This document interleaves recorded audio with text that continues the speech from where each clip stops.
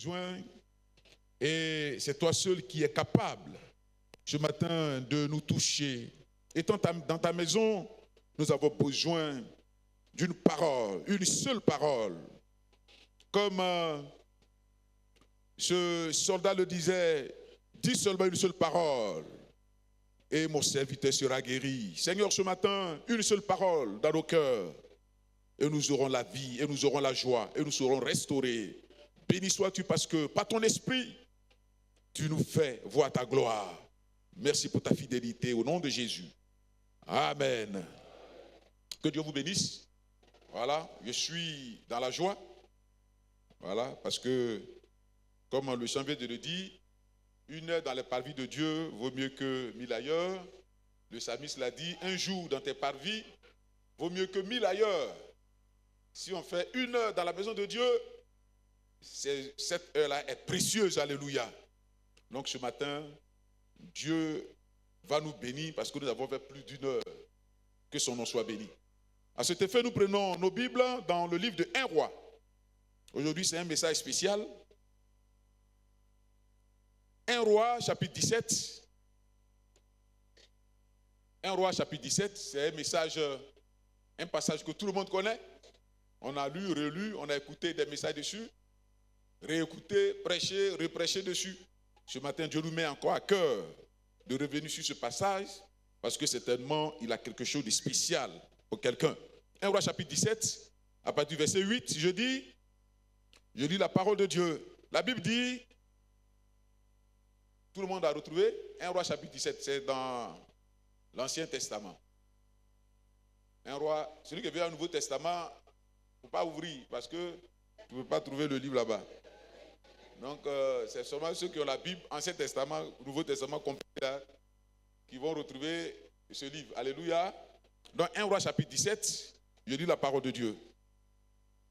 Alors, la parole de l'Éternel lui fut adressée en ces termes, parlant d'Élie. Lève-toi, va à Sarepta, qui appartient à Sidon, et demeure là. Voici, j'y ai ordonné à une femme veuve de te nourrir. Verset 10. Il se leva, parlant d'Élie, et il alla à Sarepta.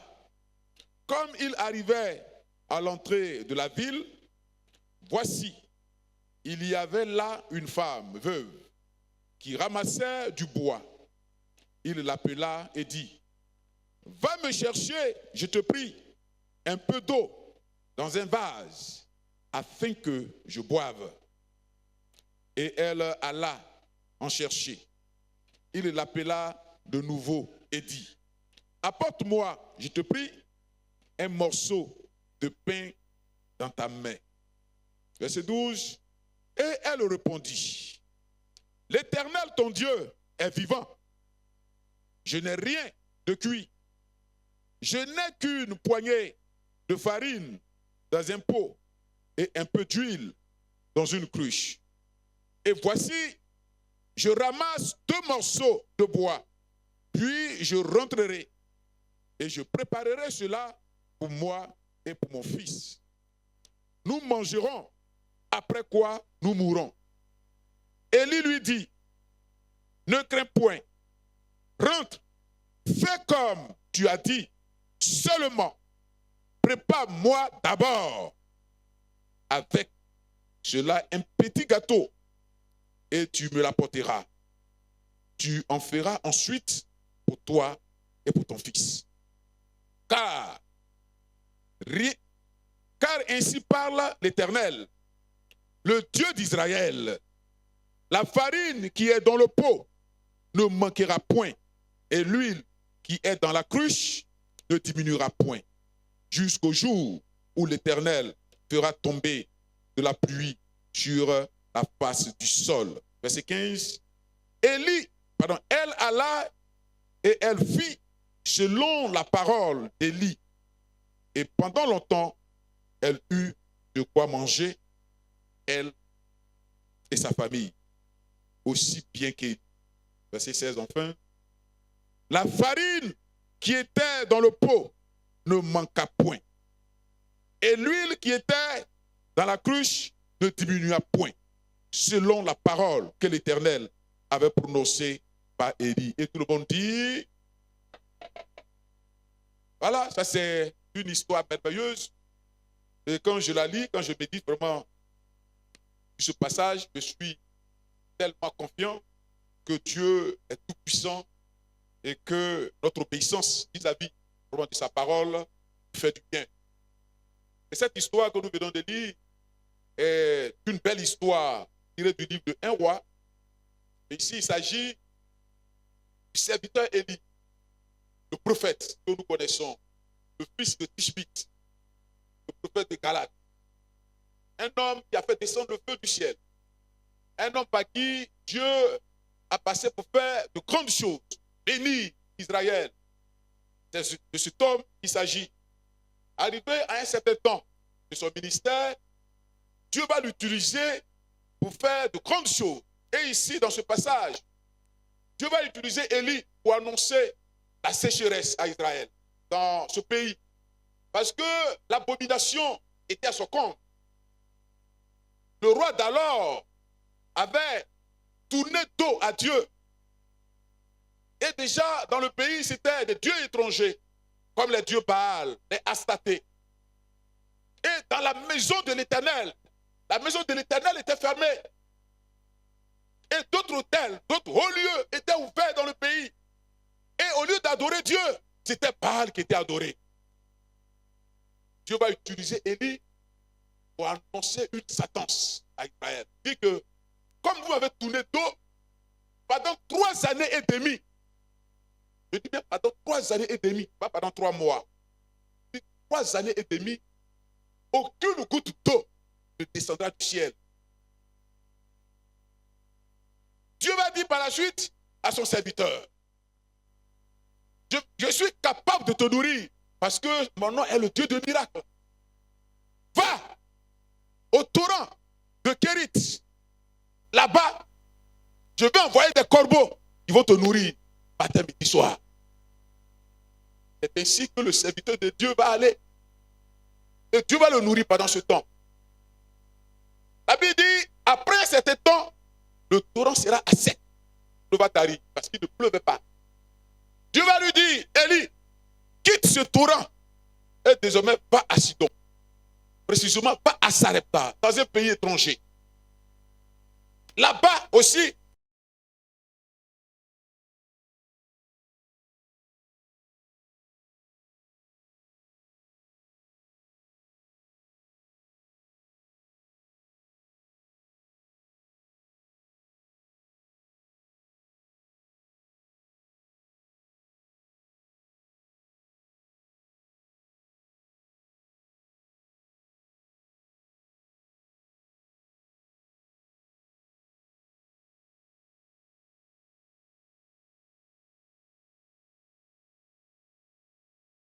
Élie va marcher.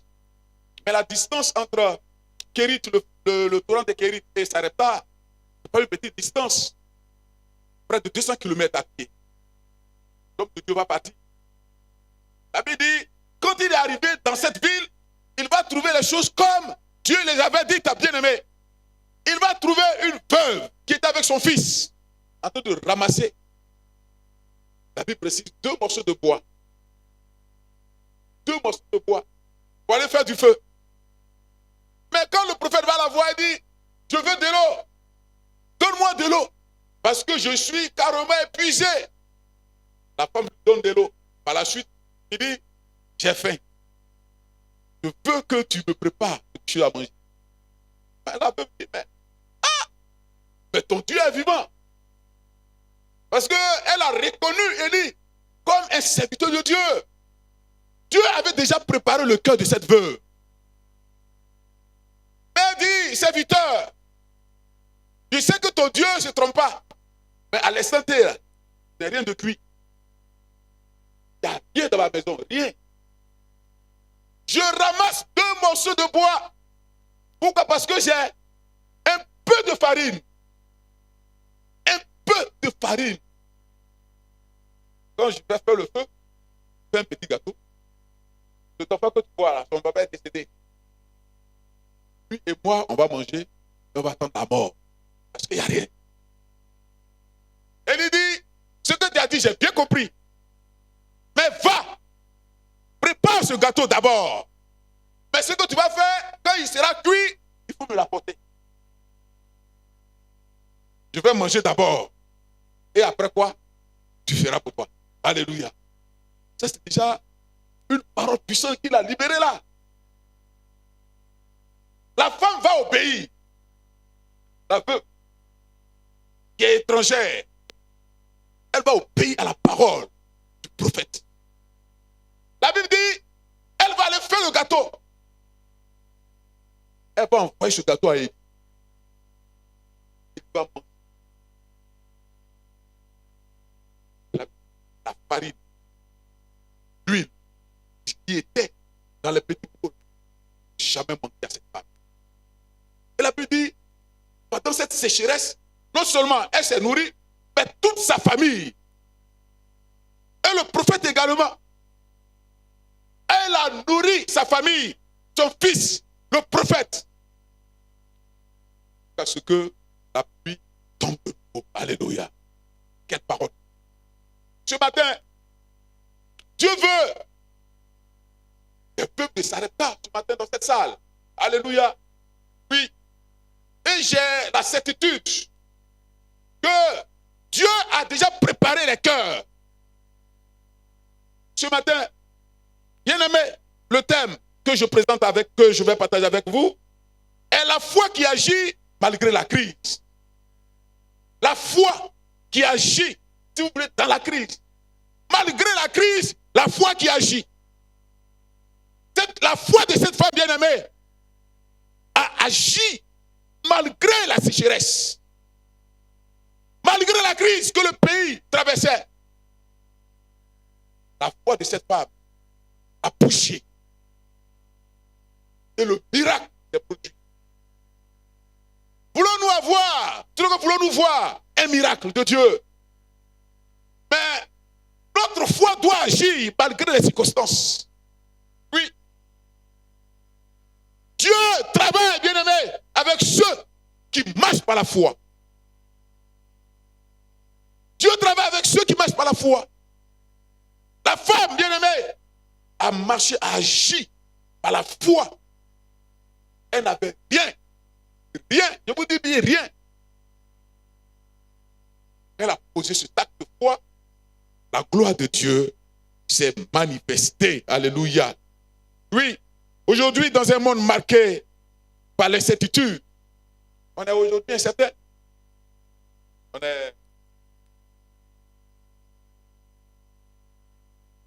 est incertain. Des crises par-ci, des crises par-là, bien-aimés. Sur le plan social, financier, à tous les niveaux. On ne sait même pas où on va. Incertitude totale. Nous passons par un temps de crise.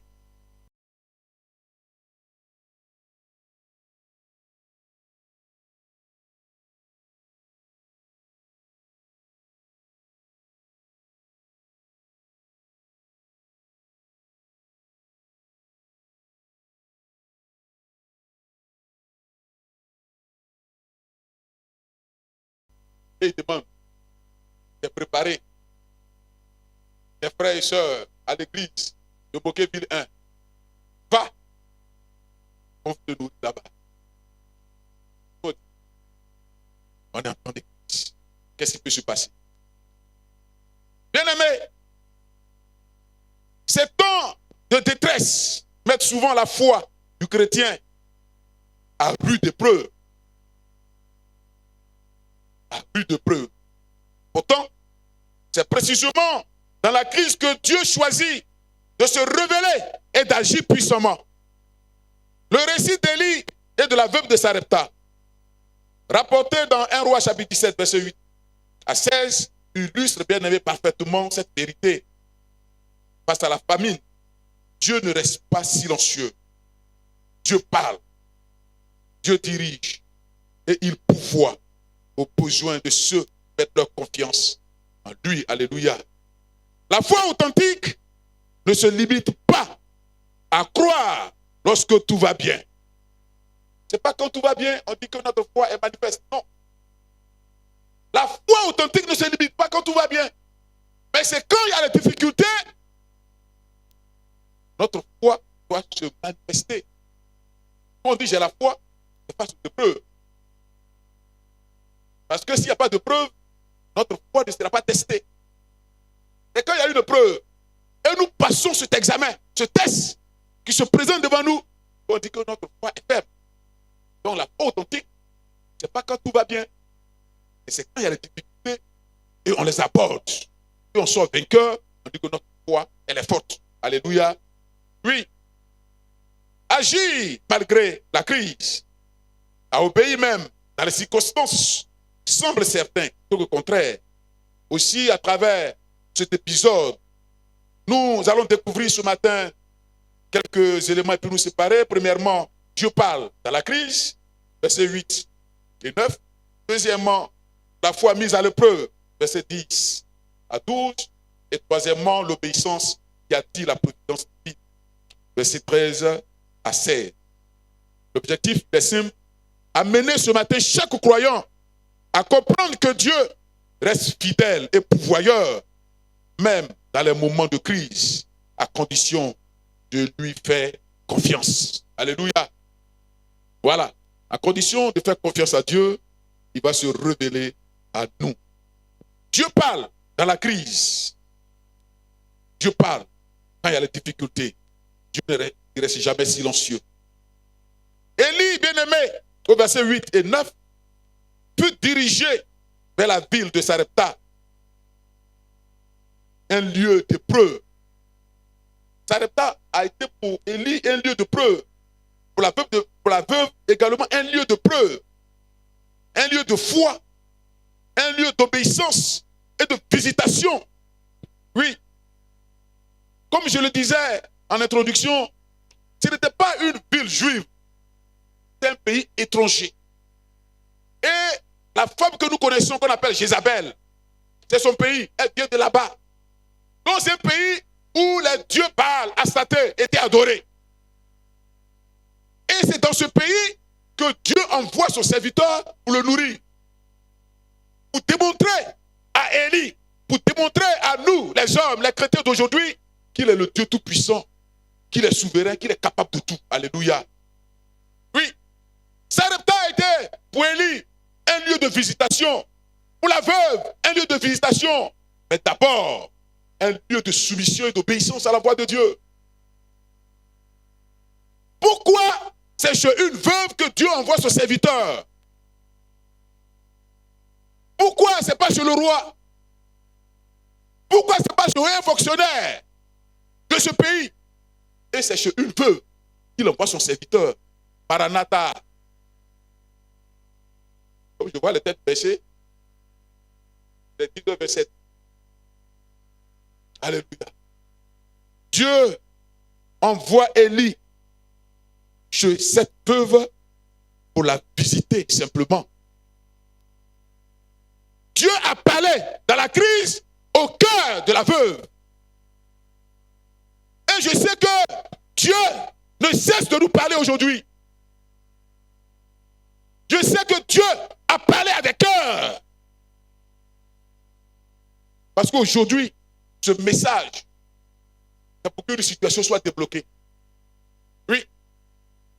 Nos étudiants pasteurs, qui sont partis depuis là, jusqu'à présent, ils ne sont pas encore inscrits. Et on a besoin de soutien du peuple. Oui. C'est là l'objectif. Que ce matin, bien-aimé, on laisse Dieu parler à nos cœurs. Que nos cœurs soient ce matin sensibles. Et que le peuple de Dieu réponde favorablement. Moi qui suis là, je suis parti de l'école de Korogo. Et pendant les 5 années, il n'a manqué de rien. Oui, je suis fier de le dire. Voici mon épouse qui est là. Nous n'avons manqué de rien pendant les 5 années. Même quand on était en stage, il y a des frères qui nous soutenaient. Nous appelaient pour donner les jeunes corbeaux.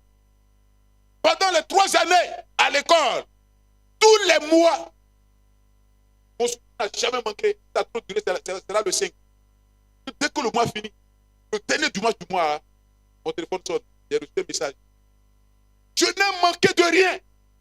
L'église m'a soutenu jusqu'à ce que nous finissions. Et là-bas même, mes amis, ils étaient fiers de Dieu. Parce qu'ils donnent à l'école. Oui, tu as reçu un père.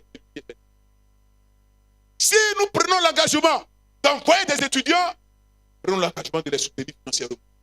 Parce que si on ne le fait pas, c'est une honte pour l'église. Je suis quitté à l'école, je sais ce qui se passe là-bas.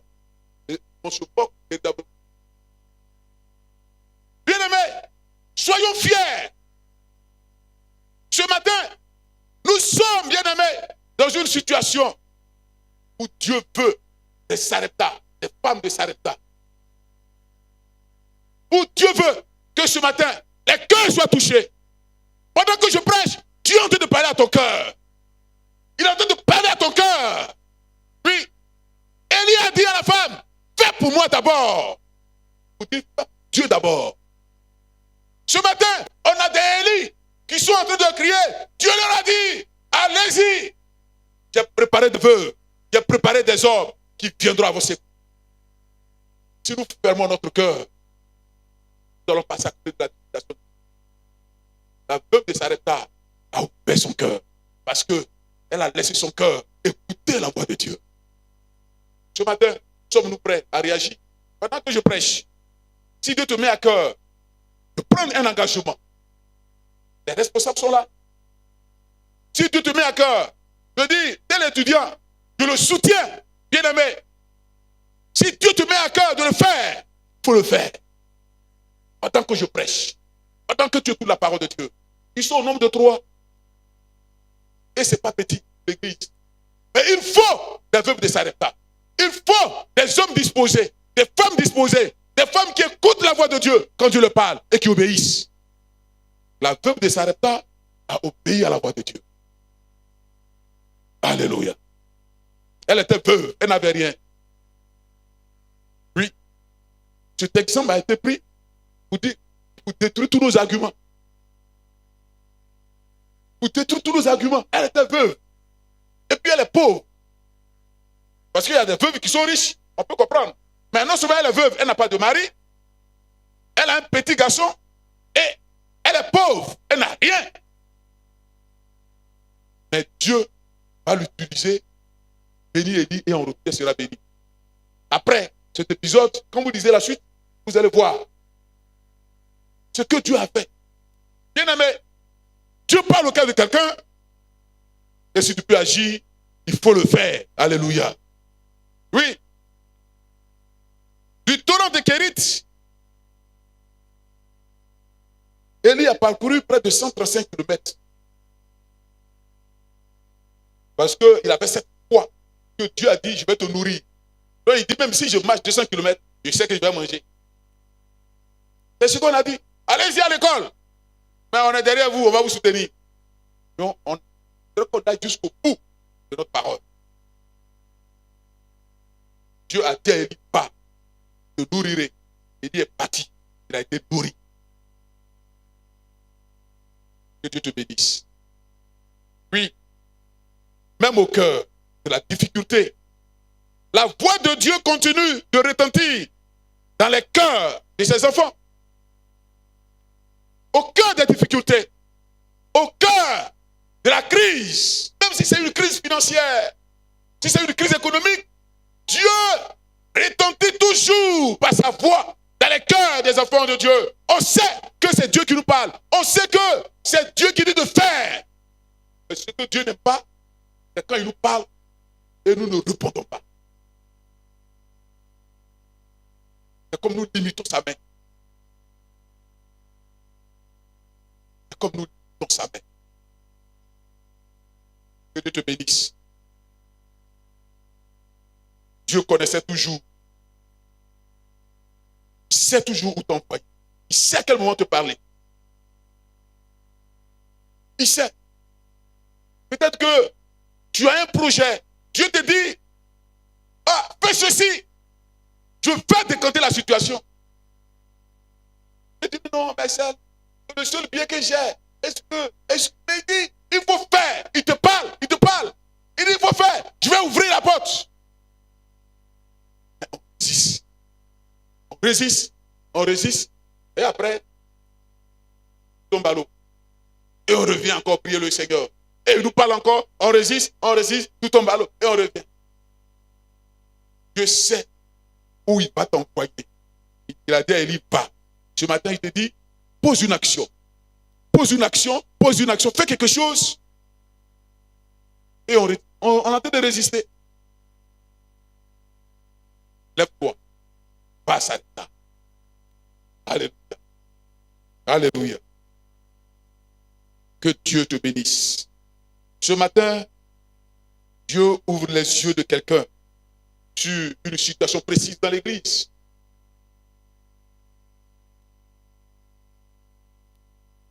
Ouvre tes yeux.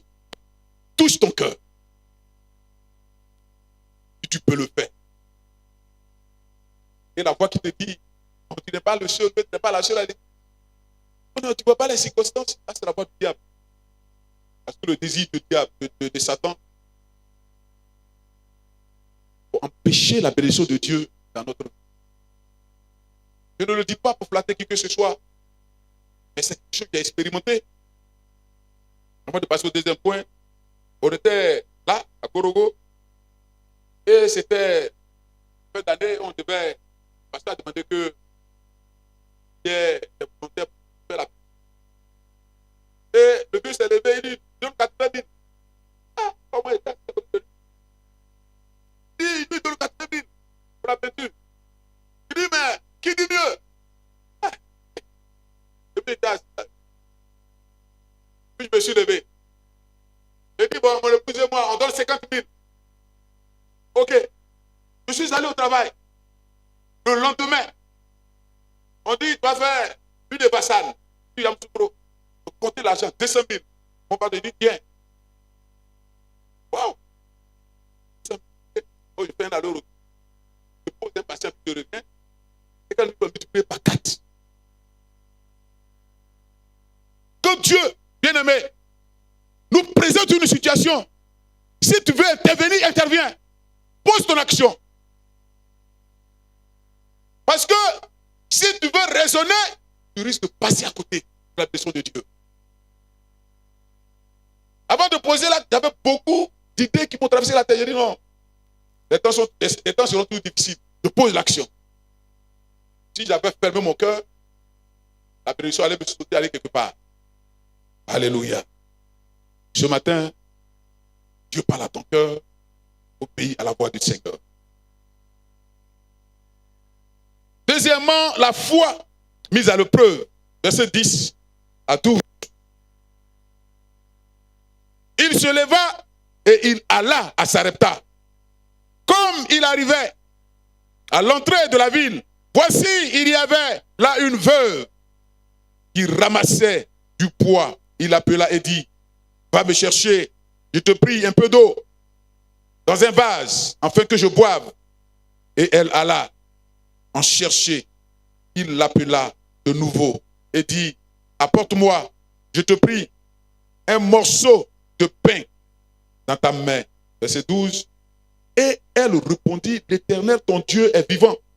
Je n'ai rien de cuit. Je n'ai une poignée de farine dans un pot et un peu d'huile dans une cruche.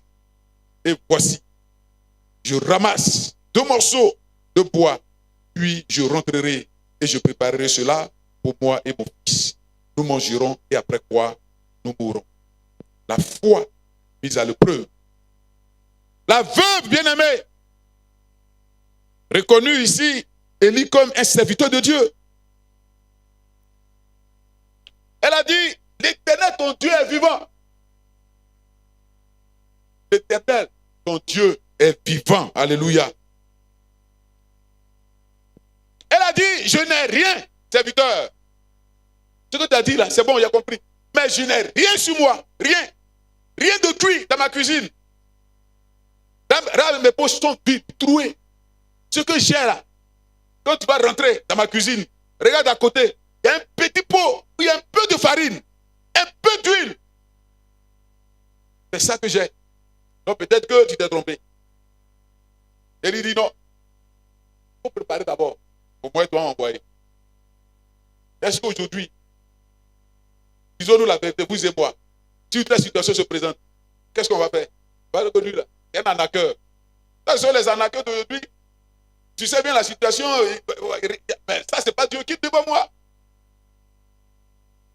Cette femme, elle n'était pas juive, connaissant pas la parole de Dieu, mais elle va obéir. Alléluia. Sa foi a été mise à l'épreuve. Sa foi a été mise à l'épreuve face aux difficultés. Elle a été, bien aimée, mise devant les faits, les réalités des faits. Est-ce que je donne à Élie et mon fils et moi, nous mourrons? Ou bien nous mangeons et puis lui, il va mourir de faim? Qu'est-ce que je fais? J'obéis à Dieu. Oui. On est, bien aimé, dans une situation difficile à l'instant T. Qu'est-ce que je fais?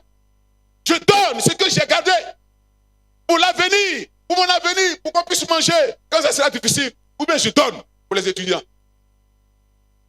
La situation se présente à chacun de nous. Est-ce que je pose une action tout de suite? Ou bien bon, les autres vont gérer, je laisse ça. La veuve n'a pas dit que la ville est grande. Je peux aller ailleurs. Il y a d'autres veuves, il y a beaucoup de veuves dans la ville. Je peux aller là-bas. Je ne sais pas ici parce que moi j'ai rien. Elle a saisi l'occasion. Elle pose un acte de foi. Alléluia. Oui, ce matin, voici une femme étrangère qui croyait à l'Éternel et qui affirma qu'il est vivant. Après ce acte de foi, Élie va la rassurer. Oui. Ce matin, si Dieu m'a mis à cœur d'apporter un tel message, je ne suis pas Élie. Mais pour la circonstance, Dieu me donne de te rassurer. Comme Élie a rassuré, bien-aimé, cette femme, Élie va lui dire, ne crains rien. Ne crains rien. Crois seulement en Dieu. Crois seulement et pose ton action. Ne crains rien. Parce que l'huile et la farine ne manqueront pas. Alléluia. Ce matin, je dis à quelqu'un, si Dieu t'a mis à cœur de poser une action, ne crains pas. Ne crains pas. Ne crains pas. Lève-toi et pose ton action. Lève-toi et sème. Lève-toi et fais ton action. C'est Dieu que tu es en train de servir. C'est Dieu que tu sais. Ce n'est pas un homme. Ne regarde pas à ces jeunes qui sont à l'école, mais regarde à Dieu. Dis-toi que c'est Dieu qui les a envoyés. Et ce matin, si tu es présent, ce n'est pas un hasard. Il y a d'autres qui sont restés à la maison. Mais si tu as bravé la pluie pour être là ce matin, pour écouter cette parole, c'est que Dieu veut que tu poses une action. Et je te rassure que si tu poses cette action, d'un cœur sincère, Dieu se manifestera dans ta vie. Alléluia. Oui, Dieu se manifestera. Élie, bien-aimé, a d'abord dit à la veuve, fais-moi d'abord. Fais pour Dieu d'abord. Oui, il faut faire pour Dieu d'abord. Il faut servir Dieu d'abord. Et Dieu viendra te servir. Fais pour moi d'abord. Fais pour Dieu d'abord. Fais pour Dieu d'abord. Et tu verras ce que lui fera à son tour. Notre Dieu, il est tout puissant. Alléluia. Élie, bien-aimé, a dressé cette promesse sur l'autorité de Dieu. C'est une révélation. Et la Bible qui est là est la révélation complète, bien-aimé. Les hommes de Dieu qui ont été inspirés pour écrire cette Bible, bien-aimé, c'est pour nous servir de modèle, d'exemple. C'est pour nous servir d'instrument de foi, un instrument sur lequel nous allons nous appuyer pour réussir, pour avoir la bénédiction de Dieu. Si nous fermons nos yeux sur la parole de Dieu, si nous fermons les yeux de nos cœurs sur la parole de Dieu, mais où allons-nous tirer notre source de bénédiction? La Bible est la richesse que Dieu nous a donnée. Alléluia. Oui, la Bible est la richesse. Au temps de cette femme, il n'y avait pas cette Bible. Mais par la parole seulement d'Élie, elle a obéi. Aujourd'hui, nous avons ce document qui est rempli, bien aimé, d'exemples palpables de bénédiction. Mais qu'est-ce que nous faisons de ce document? Dieu veut que ce matin, ces paroles soient dans ton cœur comme une boule de feu. De béni, alléluia. Oui, la farine qui était dans le pot ne manquera point. Le peu que tu as, si tu enlèves pour donner, Dieu te dit que la farine, cette farine ne manquera point. Dieu va la restaurer, va remplacer, il va remplacer, il va remplacer. Parce que c'est lui qui est la source de la bénédiction. C'est lui qui décante la situation. Nous ne savons pas combien de fois ce que Dieu a fait pour que nous soyons là ce matin. Pendant que nous dormions, le souffle de vie, on ne sait même pas comment ça va, ça vient. On a ronflé, et puis matin, oh, on s'est réveillé. Pendant que tu dormais, il peut fermer le robinet. Puis c'est fini, matin, on pleure, on dit, oh, Dieu, bien aimé, il restaure toutes choses dans notre vie. Si tu sais que ta vie ne t'appartient pas, c'est que tout ce que tu as, comme on l'a entendu ce matin, vient de Dieu, c'est lui qui donne. C'est lui qui donne. Et voici un témoignage d'une personne que je connais très bien. C'était dans un temps de crise. Mais la personne a été opérée et va voir d'autres personnes que je connais très bien. J'ai vécu le témoignage. Il y a des problèmes. Ah, ma soeur, comment tu as mangé? Je n'ai rien. Or, l'argent était dans la caisse. Les caisses des femmes. Là. Dedans. Il n'y a rien. Ah, oh, c'est son propre frère. Il dit, ok. Je vais envoyer une soupe. Pour faire le poids. Découper tout ce qui est argent qui était dans la caisse. La personne m'a appelé. Mon argent. Mais c'est tout ça. Il dit, mais ça, c'est quitté où? Ah, c'est l'argent de ma fille. Ah, d'accord. L'argent a été découpé par les souris. Irrécupérable.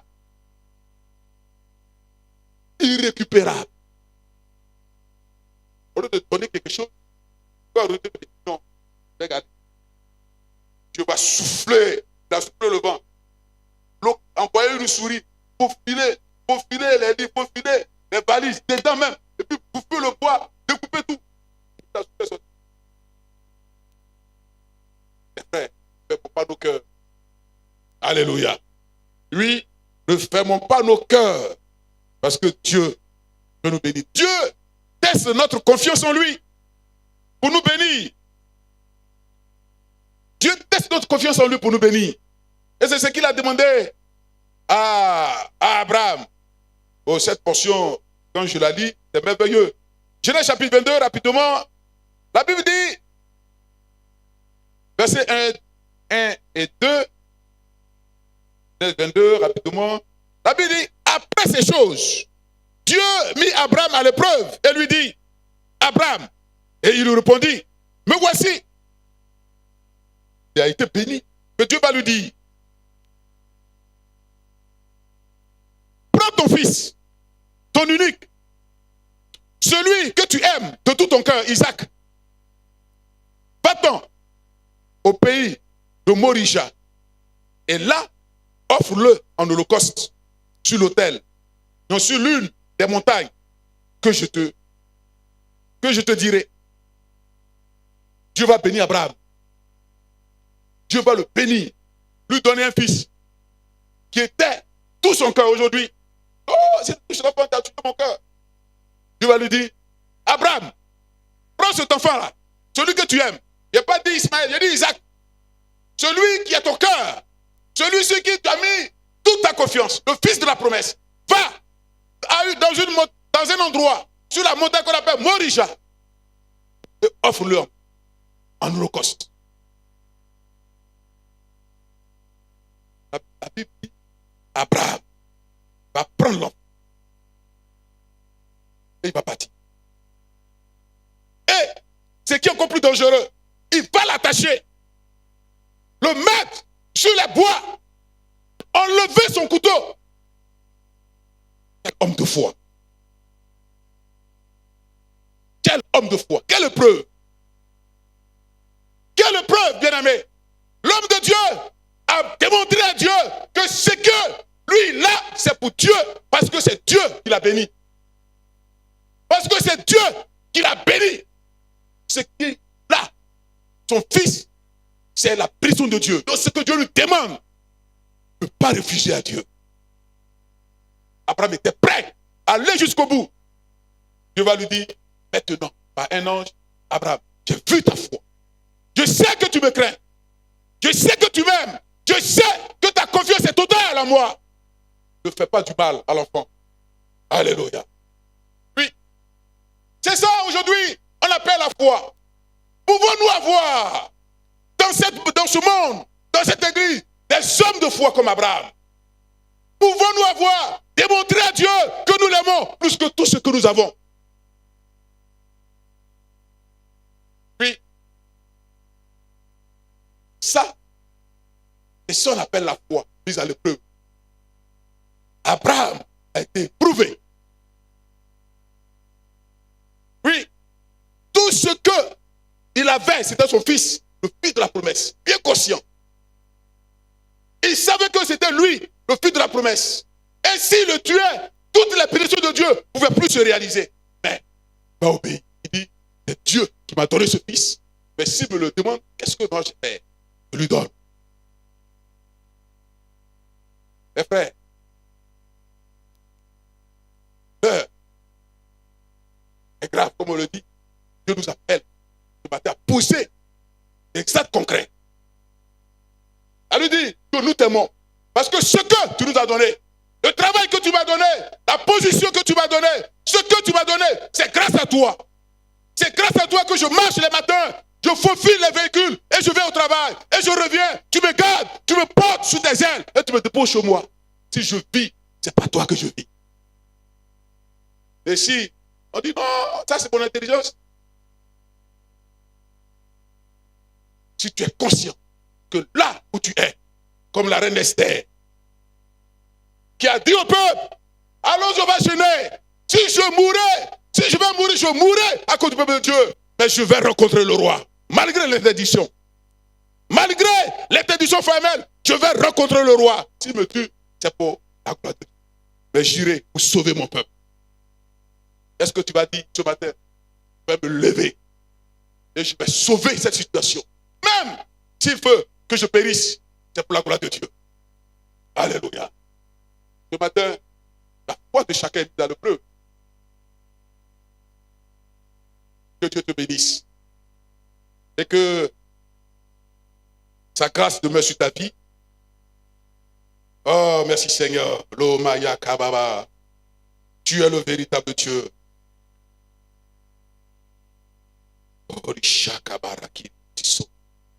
La foi commence souvent là où nos ressources glissent. La foi commence là où on est en train de vider le sac de riz. Le sac de riz est en train de tomber. Quelqu'un dit, donne-moi le dernier gobelet qui est dans ton sac là. Oh, tu sais qu'il n'y a plus rien dedans. Je lui donne ou bien je dis non.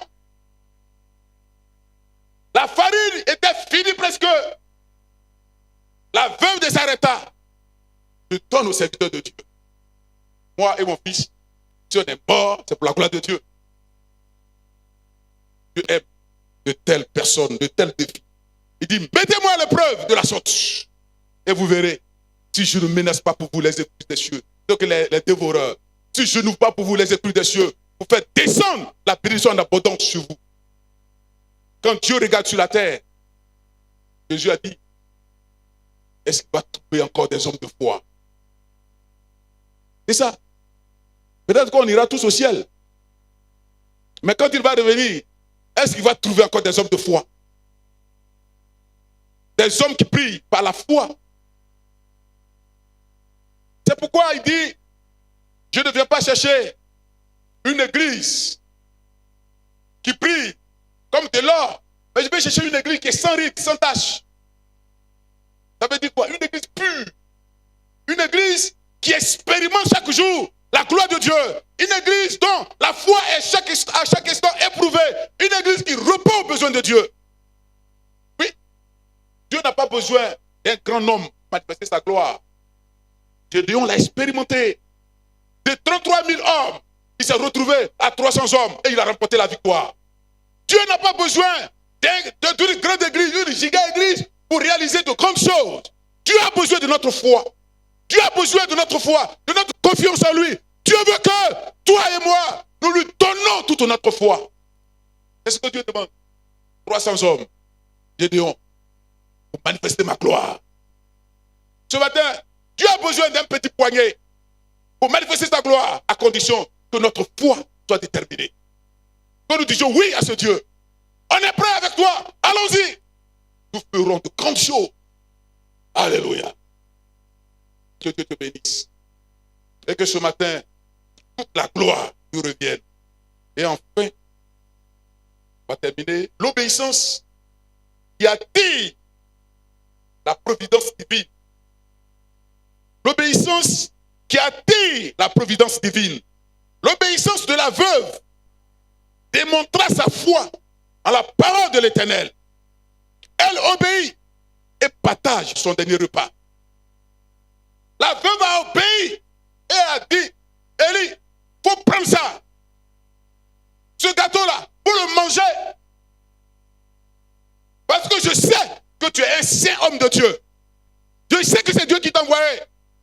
Parce que moi, je ne te connais pas. Tu es venu jusqu'à moi, c'est que c'est Dieu qui t'a envoyé. Mes frères, notre obéissance va attirer la providence divine. Notre obéissance à Dieu va attirer la gloire de Dieu sur notre vie. Notre obéissance de Dieu, bien à Dieu, va ouvrir les portes des écluses des cieux sur notre vie. Quand nous obéissons à Dieu, Dieu ouvre obligatoirement ses portes. Il ouvre les portes des écluses des cieux. Dieu fait descendre sa gloire sur nos vies.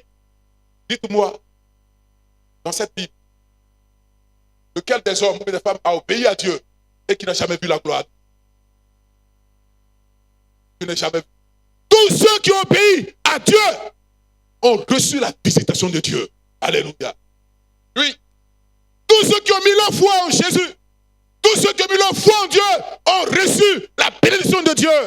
Aujourd'hui encore, en ces temps de la fin, les hommes ont expérimenté la bénédiction de Dieu par leur obéissance.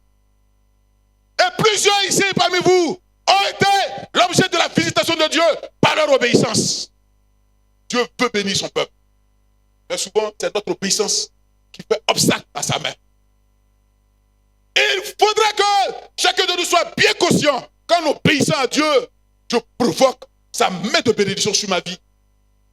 La veuve de Sarepta a provoqué la main de Dieu et la gloire de Dieu est descendue sur cette femme. Elle n'a manqué de rien.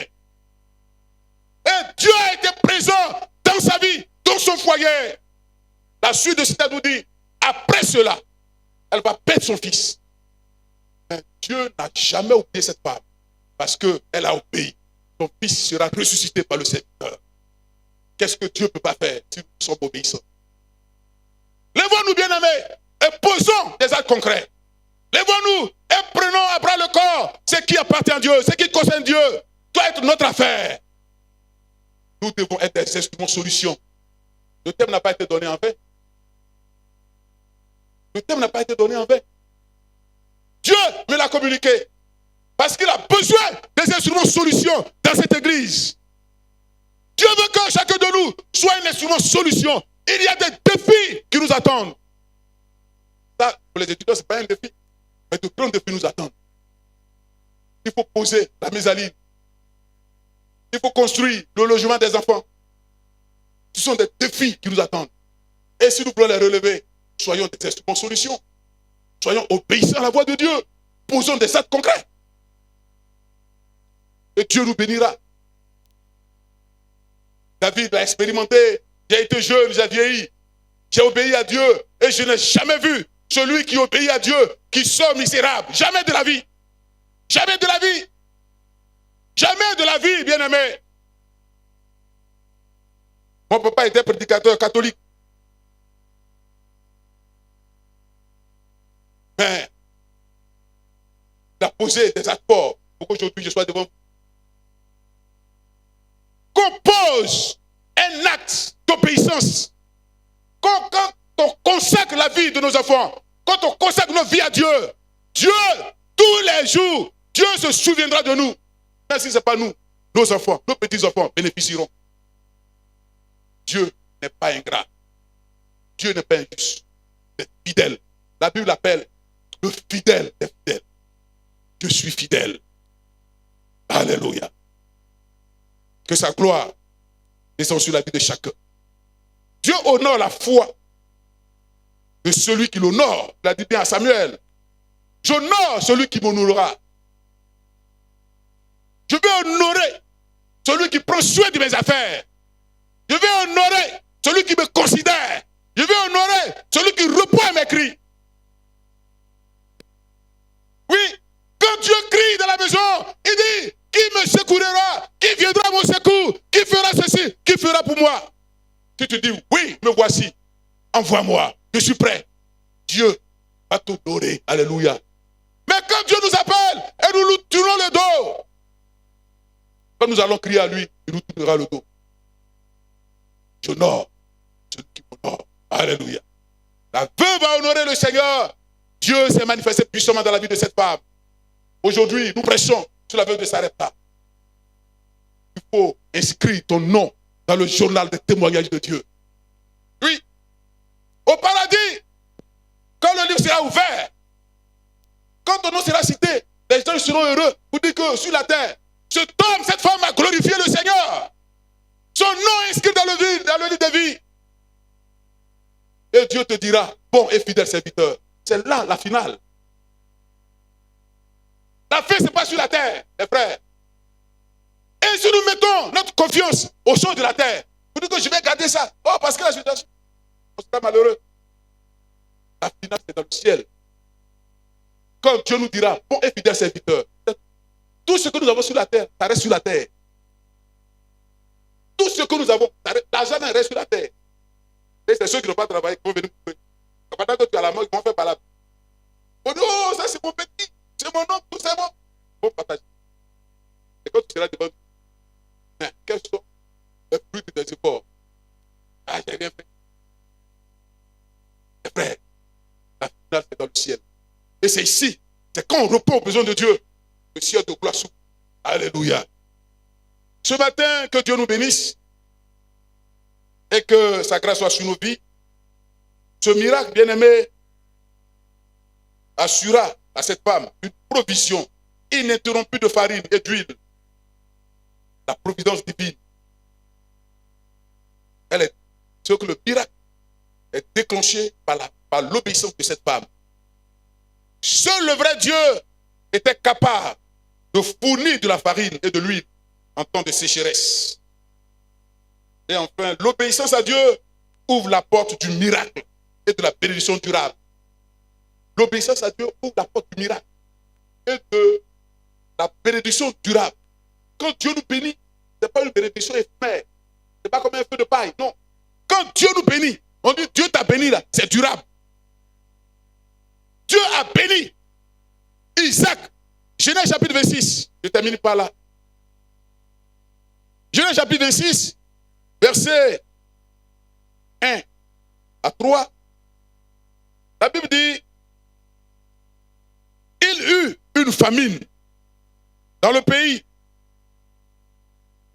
Outre la première famine qui eut lieu du temps d'Abraham. Et Isaac alla vers Abimelech, roi des Philistins à Guérar. L'Éternel lui dit, l'Éternel lui apparut et dit, ne descends pas en Égypte, demeure dans le pays que je te dirai. Séjourne dans ce pays-ci, je serai avec toi et je te bénirai, car je donnerai toutes ces contrées à toi et à ta postérité. Et je tiendrai le serment que j'ai fait à Abraham, ton père. Puis, l'obéissance à Dieu ouvre la porte du miracle et de la bénédiction durable. Isaac a obéi. Dieu lui a dit, ne quitte pas le pays des Philistins, reste là. Ne descends pas en Égypte. N'est-ce pas moi le Dieu de miracles? Il faut rester dans ce pays pendant cette famine. faut s'aimer. La Bible dit, quand Isaac a obéi à la voix de Dieu, et il a sémé, il a récolté le double de ce qu'il récoltait avant.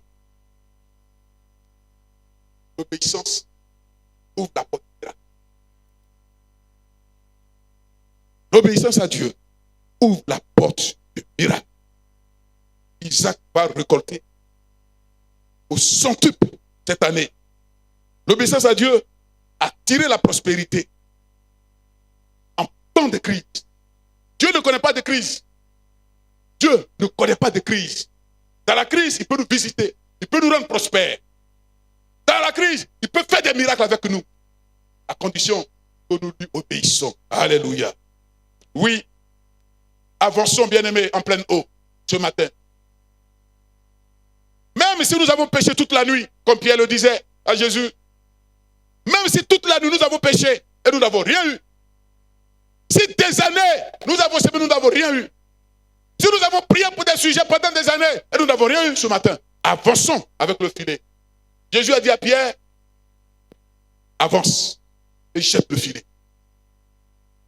Ce matin, avance avec ton projet devant Dieu et jette le filet.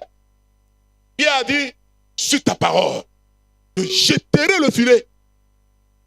Quel acte de foi, d'obéissance. Toute la nuit on a travaillé, on n'a rien eu. Mais sur ta parole, j'avance et je jette le filet. On connaît bien tous la suite. Ce matin, quelqu'un peut-il avancer pour dire, sur ta parole, je pose cet acte. Sur ta parole, je me lève et je pose cette action. Oh, Mayaka Bayashika.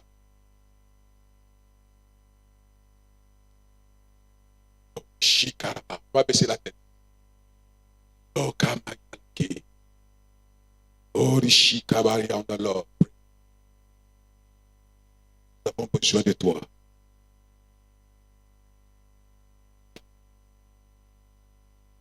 Merci Seigneur. Oh, cher Saint-Esprit, sur ta parole,